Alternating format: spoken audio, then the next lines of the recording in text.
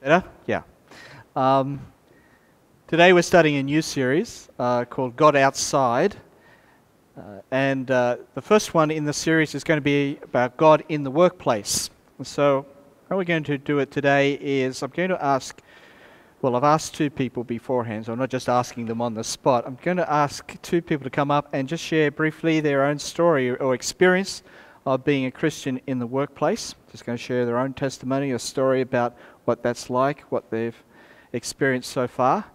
And that's going to be Ed first, and then Sue McPherson. And after they've shared, I'm going to just teach a few principles or lessons from the life of Daniel. And if we've got time, maybe take some questions. Okay, so let's see how we go. Ed, thank you. Hi, everyone. I'm Ed. I'm a work. That's a start. Yeah, that's what I wish I was working for. So I'm basically in the IT industry. I've worked pretty much my whole professional life as like an IT project manager, but I've worked all different things before that, everything from being a ski instructor to chopping down trees and being a labourer. But I guess talking about my work at the moment, I became a Christian when I was about 15, 16. So I sort of thought either my life is going to be full-time mission as a mission person, or it's going to be full-time mission as a working person. So I've always sort of thought while I'm at work, I'm going to, I guess, work God's way. So in terms of my ethics and how I respond to scenarios at work, I want to be a light for God, I guess, which is interesting because in my job there's a lot of pressure put on you. So how you respond to stress, how you let go of stress and that sort of thing becomes important. And then the other aspect is to build friendships and wherever I can share with people about my relationship with God. And part of that is just sharing freely what I do on the weekend, for example, can be a conversation starter. Oh yeah, I went to church, had some friends over. All those sorts of things can sort of start conversations. Early in my career, I felt quite shy about those things, and it was difficult to sort of fess up that you're a Christian in a public context. And there are actually a lot of rules, a lot of the places where I've worked, that you're not really allowed to talk about proactively, during work time, your beliefs. So therefore, you're kind of talking lunch breaks and things like that. So I guess those are the two parts of my working life as a Christian, is how I respond in certain situations. So I've had people try and get me to lie at work, like be it on paperwork or on different aspects of my work. They're like, oh, just put that, it'll get the sale or something. And so you can be put under pressure to sort of not be truthful, but just have to say back to them, look, I'm not going to lie. It's not part of who I am as a Christian, or whatever you say as your response. There's been situations where I guess I get very stressed, or you put under a lot of pressure, and a lot of my colleagues will maybe perhaps go and start swearing their head off, or go and getting drunk, or things like that. So I have to be careful how I deal with that. Usually I do sport instead and try and get rid of stress that way. And I pray as well, and give it over to God, because He told me not to be anxious. So yeah, that's about it from me. Just a couple of two aspects, I guess, of being a Christian at work. Yeah. Well, I actually have notes because I'm a little bit nervous, actually. I don't know how many people know what I do for a job, but I'm a high school English teacher in public high schools, and I'm actually half the time I'm a high school English teacher. The other half of the time I'm an English head of department, so I actually coordinate and manage the English department in a very large public high school in Brisbane. And I have always worked in public schools, not Christian schools, and I've always felt extremely committed to doing that. And have never for a moment been tempted to go to a Christian school, because I've always felt very strongly convicted that where I'm supposed to be is in public high schools, and I've always, I guess, been really concerned about how few Christians there actually are in state schools, because so many of them do actually work in Christian schools or independent schools. So most of my job is, I do teach 3 classes of my own, but I would feel that the bulk of my work is actually dealing with teachers, and I'm kind of the meat and the sandwich, if you like, between the teachers who work in my department and the administration of the school. So I kind of cop it from both ends sometimes. So I thought that I might just mention today just some of the things that I find as real challenges as a Christian in what is a very secular workplace, and then some of the things that I think I've learnt. And I did initially say to Russell that I feel really unqualified to speak on this, because I just think it's an area I really struggle with, and I've actually really been looking forward to hearing his sermon, because I think I need it. So just a few of the challenges that I really find are firstly, just not getting so caught up in my job that I lose sight of me being in that workplace as a Christian and being there to please God first and foremost. Another thing I find really hard is the negativity, the gossip, the slandering of others, and it's just really easy to get sucked into participating in that, and I find that really hard. Another thing I find a really big challenge is cynicism. I think I'm a natural-born cynic anyway, and it's very easy to get a bit bitter, because I see time and time again in all the schools I've worked in that so often people who are deceitful end up being applauded and promoted even, or the programs and things that they're running are, and the real story doesn't always get exposed, if you like. Truth isn't always obvious, and justice isn't always done, and I think that's probably the thing I've really struggled with the most. Is that sense of injustice in the workplace. And the last thing that I find a real challenge is actually being open about my faith as well, because I have a lot in common with the people I work with, and I get on really well with them. And so I guess we tend to talk more about the things we have in common with people than we do the things that are different. So I find that a real challenge too. In terms of what I've learnt then, for what it's worth, I have really learnt just how important it is for me to have regular contact with Christians each week, whether that's just at church and at home group. We don't have to talk about work, but I spend most of my life with non-Christians and in secular environments, and most of my close friends are not Christians, and so I just find that I really, really need this to sort of keep me grounded and able to maintain the right perspective. I think I've learnt too that in the workplace, whether you're a Christian or not, if you're going to be taken seriously, you're basically only ever judged on 2 things. You're judged on your character, and that's obviously, you know, are you honest? Do you have integrity? Do you keep your promises? Do you treat people well?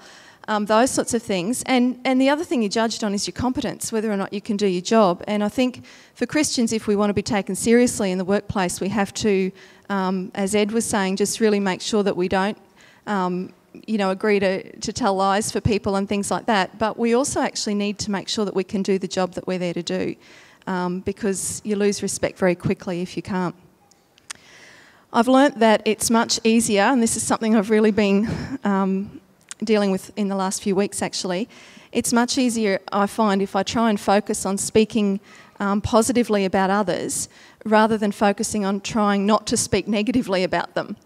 So if I spend more time just trying to look for the good in people, and particularly when the gossip's happening around the lunchroom table, and trying to think about what can I say that's good about that person, I find that easier than sitting there thinking, don't participate in the negativity, don't say what's on the tip of your tongue, that sort of thing. So that's something that I'm trying to do. A couple of other things. I find that on a daily basis, I think, that when there's a really tricky situation to deal with, that if I just take that half a second to, in my mind, hand it over to God and ask him to take control, he just quietly works miraculously all the time. And I can think of many a nasty parent phone call that I've had to return and things like that, where if you just take that moment, then you can end up with all sorts of nice things happening and really being able to connect with people. And I guess the last two things that are really important to me are that I've learnt that as a Christian, I'm really blessed in the workplace because I have an absolute, and when there are decisions to be made and things to be weighed up, I have a baseline to return to where I can find out what's right and wrong, and that's a real blessing. And I can ask, well, really, what is it that's going to please God in this? And it might not be the thing I really want to do, but it's an absolute. And the thing that I think keeps me going is the reminder, oftentimes, particularly in the injustice stuff, that God is bigger, and that He's bigger than workplaces, that He's bigger than schools, and that He's bigger than Education Queensland. And I need to remind myself of that again and again and again, and that at any moment, if He wants to, He can change a situation in the blink of an eye. And it's a funny verse to quote, but I'm going to finish by quoting with a verse which is one of my favourites, from Psalm 46, and it says, "Nations are in uproar, kingdoms fall, He lifts His voice, the earth melts." And I love that verse because it just reminds me at work all the time that no matter how powerful my workplace or people or, bosses or whoever might seem to be, that they're absolutely nothing compared to God.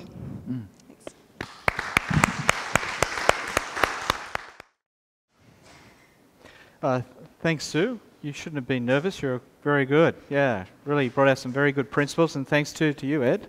That was really helpful.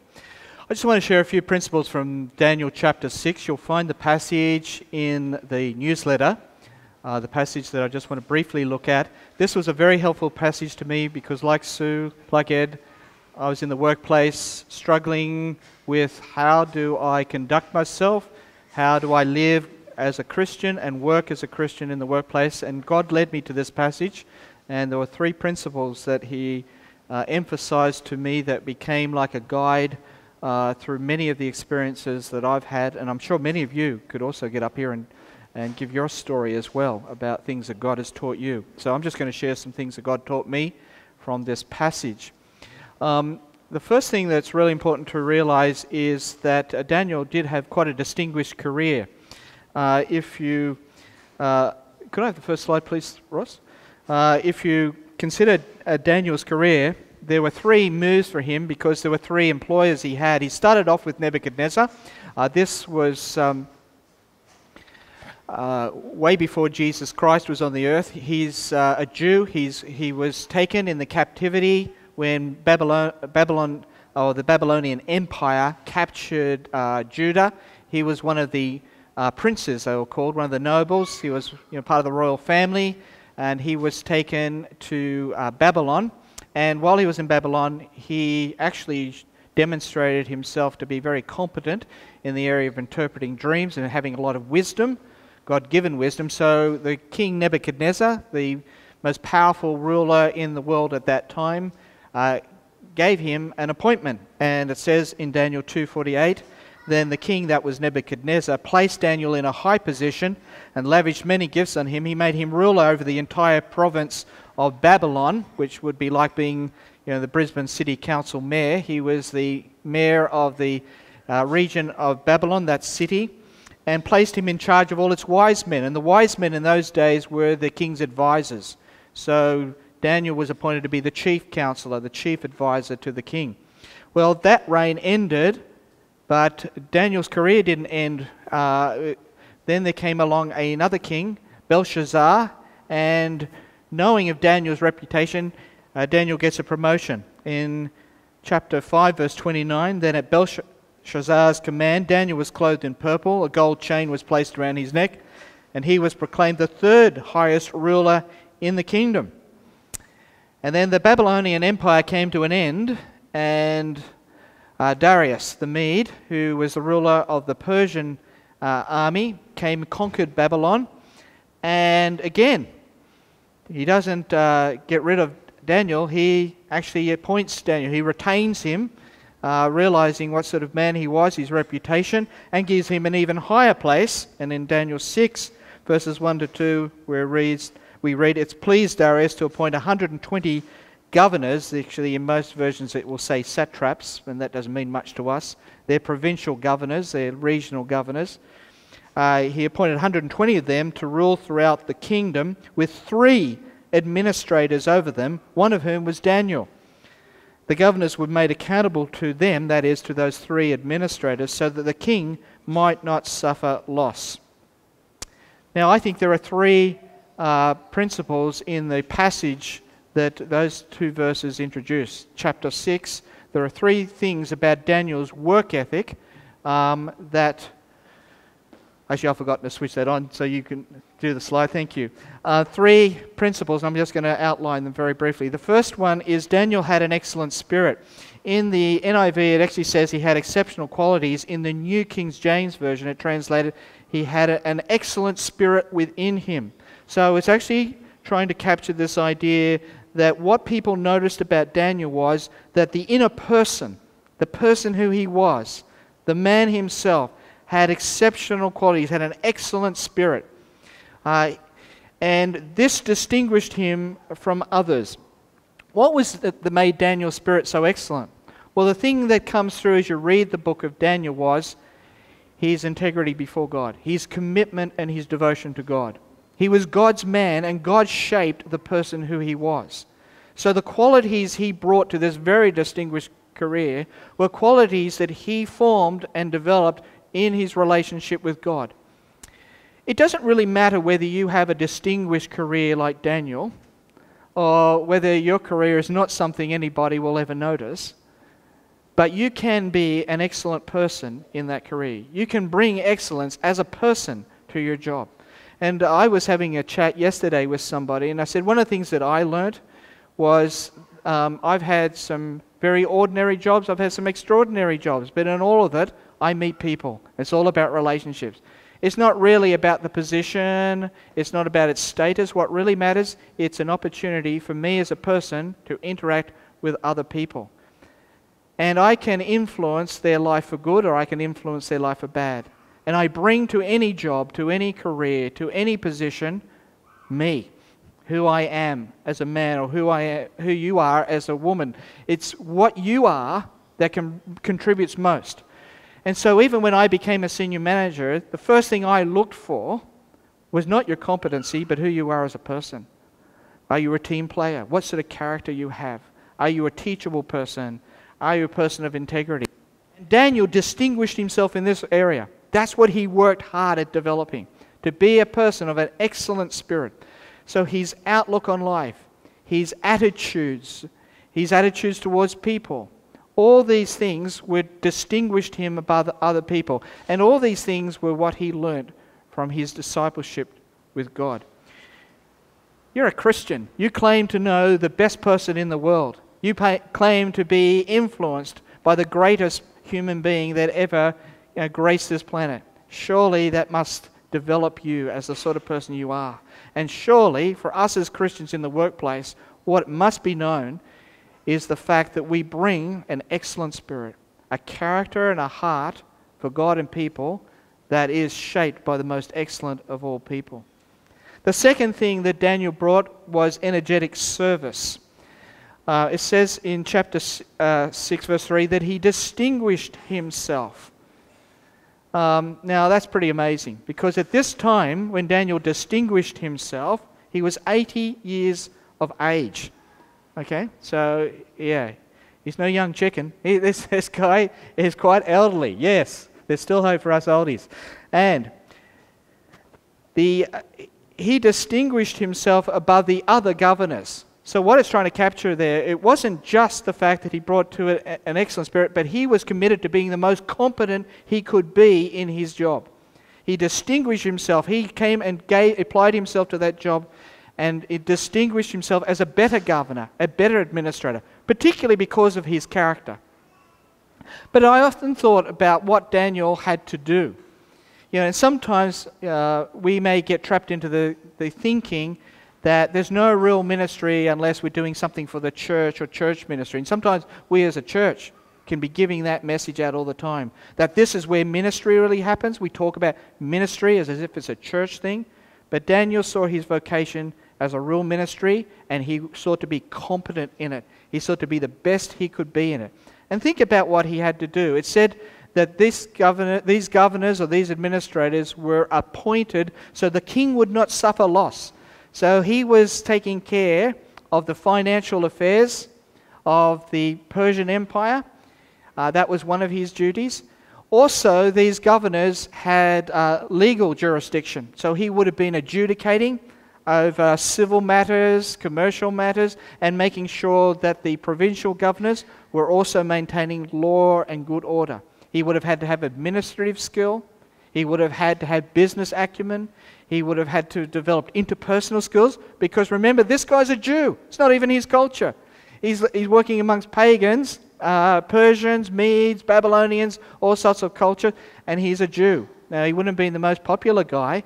It wasn't his society, and yet in it, he distinguished himself by his competency, by the way he applied himself to the job that he had to do. We are, as Christians, sometimes can talk about the grace of God and the love of God and almost make it an excuse for laziness. Or sometimes even that view that my job is not really a ministry can excuse us to give it second best. There is no excuse. Daniel applied himself to this job energetically as his ministry. This was his vocation. This was where he worshipped God. He worshipped God by the excellent spirit he brought to the job. He worshipped and witnessed for God by applying himself to be the best administrator he could possibly be. When I started in a government department, I was targeted because I was publicly and very openly a Christian, quite evangelical, and I got myself on the wrong side of my boss, who was, I was told, was a very strong hedonist and disliked Christians intensely, and particularly disliked me because of my very open Christianity in the workplace.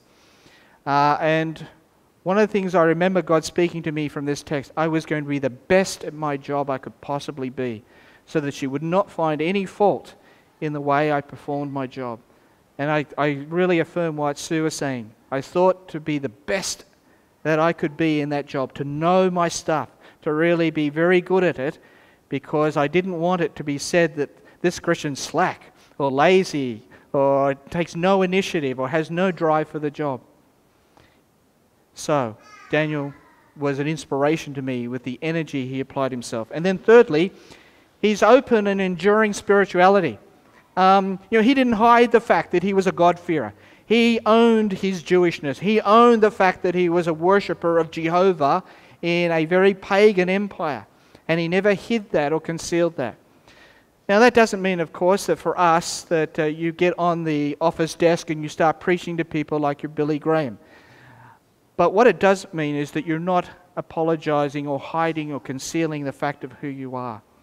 You're right, it requires, as Ed said, it requires great discernment and wisdom to know how to handle yourself in a workplace environment. But all the people that I worked with were openly, unapologetically atheist or agnostic or pagan or hedonists, and would share with me all the intricacies of their life, their values, what they believed, their worldviews. I didn't even have to ask them. I was being taught and told freely and openly what they thought was dear, what they valued. Well, I decided that I would do the same. And whenever I was challenged, I said, well, you're sharing with me your faith all the time. I'm going to share you with my faith. You're showing me quite openly what you think of God, so will I. You're talking often about Jesus. I mean, Jesus was regularly in conversations at my workplace. So I said, yeah, let's talk about Jesus. I'm happy to talk about Jesus. And we did. So you see what I mean? I think there is a sense in which Christians get very nervous and anxious. For us here in Australia, it's not like working in an Islamic country where you're going to be hauled off to prison. We don't have that here yet. Actually, our constitution respects freedom of speech. So I think there's a little bit of a mind game often goes on in workplaces where I was told by my boss, you cannot talk about God here. And I said, I don't remember reading that when I was on probation. I don't remember that being in the terms of my agreement. In fact, I said, God was already here at the workplace before I came this morning. You tell God to get out. She took me up to the state manager. The state manager also confronted me and said, we don't want you talking about Jesus. And I said, you can't stop me talking about Jesus. Can you? No. That was the end of the conversation. Nothing ever happened. You see? God says, those who honor me, I will honor. Don't be too frightened. Sometimes we're being scared into, not being who we are. You're free to be who you are. This is a free country. I thought that's the last I heard it was. So let's, as Christians, use that freedom while we've got it. Daniel did. He had an enduring spirituality, open about it, so much so that when they wanted to find a charge against him, what did they do? He says, we can't find any charge. We can't question his commitment. We can't question his competency. So let's question his religion. We have to find a charge against his religion, his faith in God. And what did Daniel do? It says he went home and he prayed. He opened the window so everyone could see him and he prayed. He wasn't going to change. There was no back down as far as Daniel was concerned. There was no way he was going to back down. May that be an encouragement to you, because the king noticed that and says, may the God you serve continually. May the God you serve continually. See, the king had noticed it. The God you serve. In a pagan empire where everybody was serving the king as God, Daniel wasn't. And Daniel distinguished himself as not his boss, not his employment. None of those people owned him. He was God's man. So may you be encouraged just with that same model from Daniel of a man who brought to his workplace, because of his relationship with God, an excellent spirit, who gave it energetic service, but was also had an enduring spirituality because God owned him, no one else. Let's pray. Father, we ask that you will challenge us and encourage us. I pray, Lord, that even this church might become a church where we really equip people for the ministry of their workplace. Lord, so often we, in a sense, use church the other way around, as if people have to support the church, but we're here to support people. Because, Lord, the people in this congregation, they're the workers, they're the ministers. So help us as pastors, as ministry leaders, to really equip people for their ministry in the workplaces, so that where they work, the way they work, it will be a worship and a witness to God. Amen. Maybe there might be time for just one or two questions. If you'd like to ask a question, I'm happy to take a question. And if not, we can move on. Are there any questions you'd like to ask?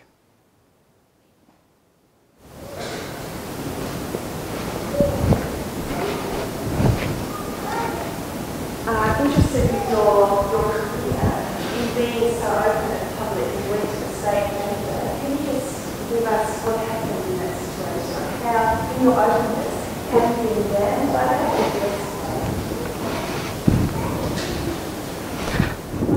The first thing that did, it encouraged a lot of other Christians in the organisation to be more open. Word actually got around, and I got phone calls from people all around the state saying, "Oh, we've heard about you." Well, this was just in one office, this happened, but word got around. The second thing was that God really encouraged my heart to keep going and to be very wise. Like I never interrupted people's work to talk to them about Jesus. People knew I was a Christian. Sometimes people would come and talk to me, or we'd have lunch together, but I never took up people's work time. Or if I did, it was because they asked me. And then I would just briefly answer their question and say, hey, why don't we get a coffee and talk some more? So I was very wary of the fact that I'm being watched.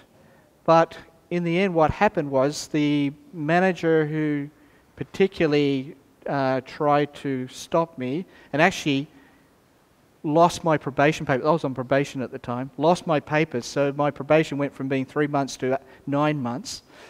That was quite deliberate. She left.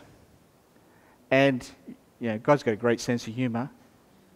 I ultimately became the director of a tribunal. She applied for the tribunal, and I'm interviewing her for the job. There you go, eh? Okay. But it was a great encouragement to other Christians. They actually started a Christian sort of group meeting as a result of that. Yeah.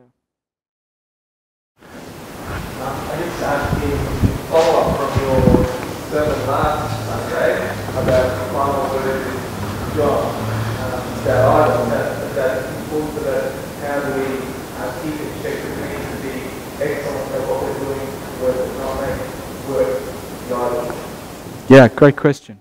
I think the short answer is keep God always as God, so that even your work does not become God. So you're doing it for God. That's the first thing so you must make sure you're doing the work as ministry to God. The other thing is that if you are, say, you are also a disciple, so I think you do have to keep that responsibility of doing something for the kingdom. If you're a husband, you are a husband. If you're a father, you're a father. So none of those roles get ignored. And I remember there was a time when there was the opportunity to get a promotion, and I noticed the person who had the position before me had worked extremely long hours to get that job. And I was convinced that I could be just as competent in that job without doing the hours that they were doing. So I said to the person who was about to promote me, I said, don't expect me to work the hours that that person's been working. And I'll give you the reason. First of all, God has called me to be a husband and a father. I'm not going to ignore that. Secondly, I have a life outside of work. And thirdly, I still reckon I can do this job well and not just have to live here and camp here. I got the job. But I made it very clear, don't put the expectations on me to sell my soul to this position. Yeah. And I think that's really important, that you belong to God. You don't belong to your employer. Yeah.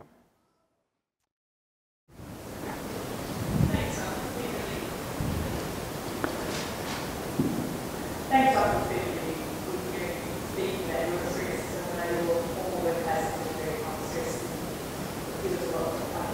But I'm just interested to hear about whether or not you had been involved in Christian groups at work. I thought you were saying that we had a Christian group, and if so, I don't think it's down to be starting something in the workplace. I found that very encouraging. Yeah.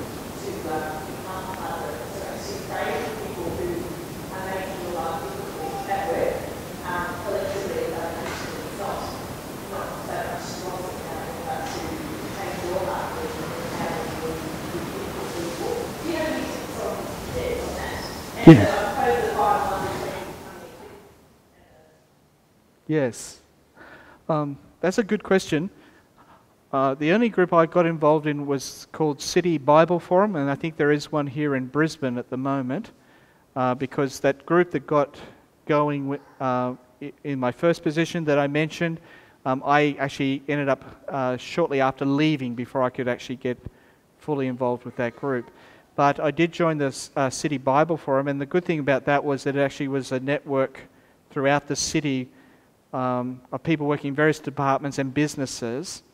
And it was also one that did exactly what you're saying, made us constantly think about our witness to others, our need to love others, and really behave well with them. So I think there are to find them out, particularly those that have got a focus like that City Bible Forum, which has a focus of really equipping Christians to do mission in the workplace. So they actually have Bible studies, prayer meetings in law firms, in government departments, and people in the workplace know about it, and even some of the business partners will actually allow them to have the room for that purpose.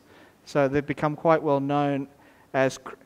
and I think one of the things which I would love to see is a bit like what they've done in Sydney, like they have Christians in the media, they have Christians in law, and they actually are trying to get churches to start thinking, we don't want you just to be working for the church, we actually want to help you as a church do your ministry in the workplace. So there's a sense in which churches probably could do more. I mean, I would love to see us go in that direction where we actually think, how can we help people in the workplace form networks with other Christians who, just like they did in Sydney, the Annandale Community Church has sponsored that Christians in the media. So all these Christians in the media are thinking outwardly, how can we influence media? How can we influence journalism?